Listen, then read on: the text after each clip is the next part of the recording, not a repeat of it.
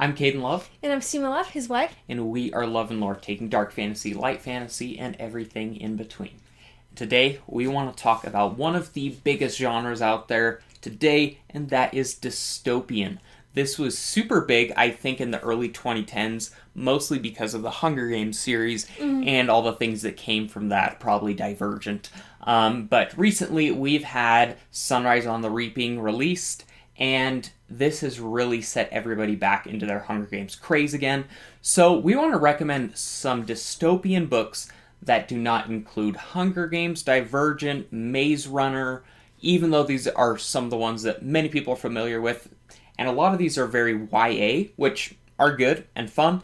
There are a few YA in our recommendations, but we also need to appreciate some of the big classics like 1984, Brave New World, Do Androids Dream of Electric Sheep, and a lot of these use a lot of other genres, maybe more hard science fiction, cyberpunk, and that is one of the great things. You can look at books that blend their own genre, but they include dystopian aspects, some flaw in society, some altered utopia that makes the setting so enjoyable, and I don't know what it is, why we love it as readers, but it's something really fun to jump into. And today we'll recommend a good variety of books. There will be some more serious books, some YA, and even some books for my romantic girls, so stick around. Okay, first off, this is one of those book series that is coined as a YA series, but I think that all fans of epic fantasy and sci-fi should read, especially if you love Brandon Sanderson. I feel like way too few people have read his Reckoner series,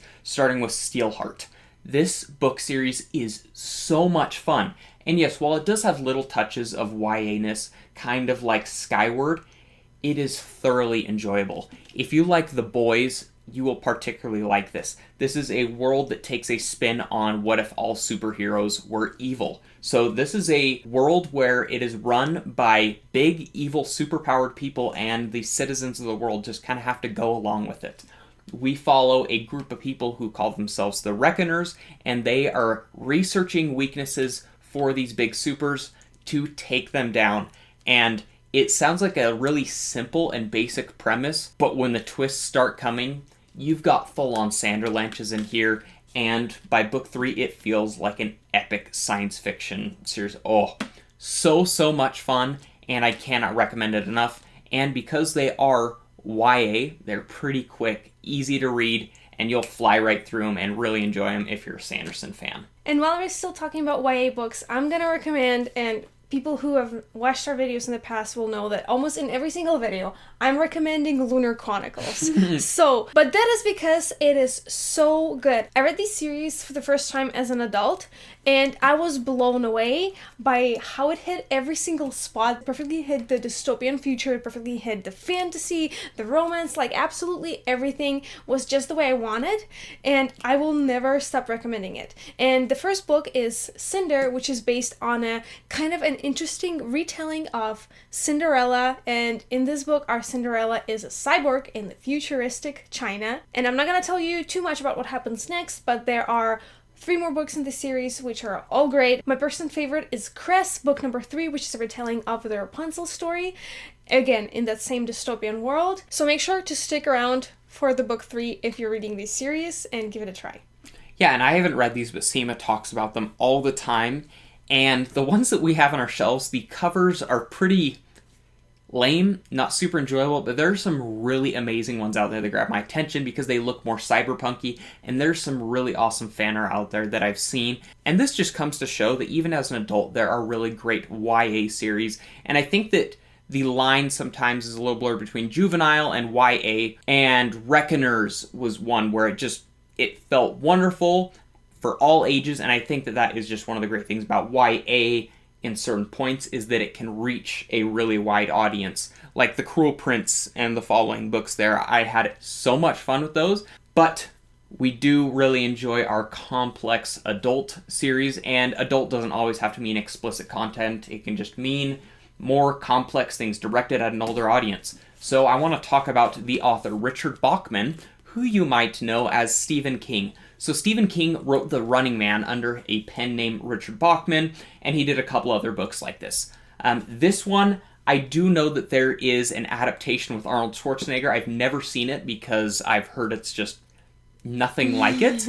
But this book, I definitely think, had some foundation in helping establish what became the Hunger Games today. It begins with a man who is in desperate need of money, so he goes to this broadcast TV show where he is hunted on live TV, and he's trying to survive to earn money.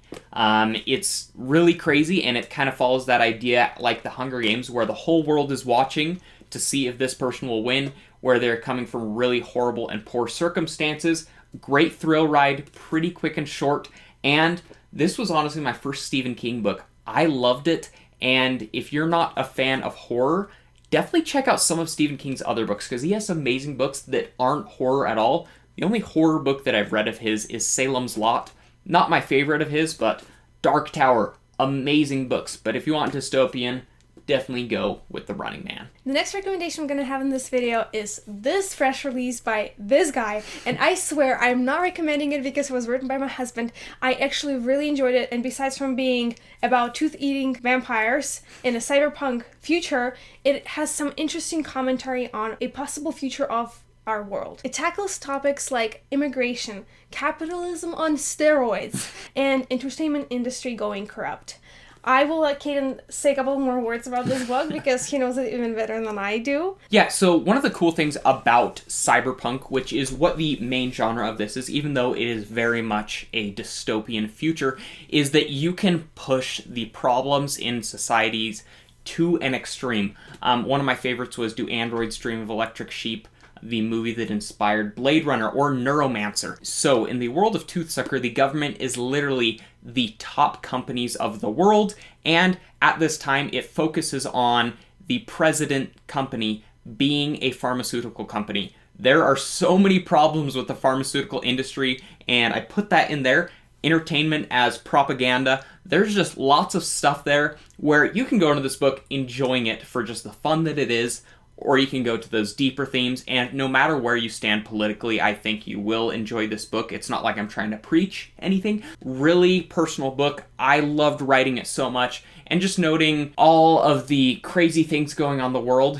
This is a thought-provoking book that you might want to check out. Launches April 30th, and I am currently writing the second book, which I hope to have out sometime in the near future. Well, thank you for watching. Please let us know if you have any other recommendations of lesser known dystopian books that we should read, and see you in the next video.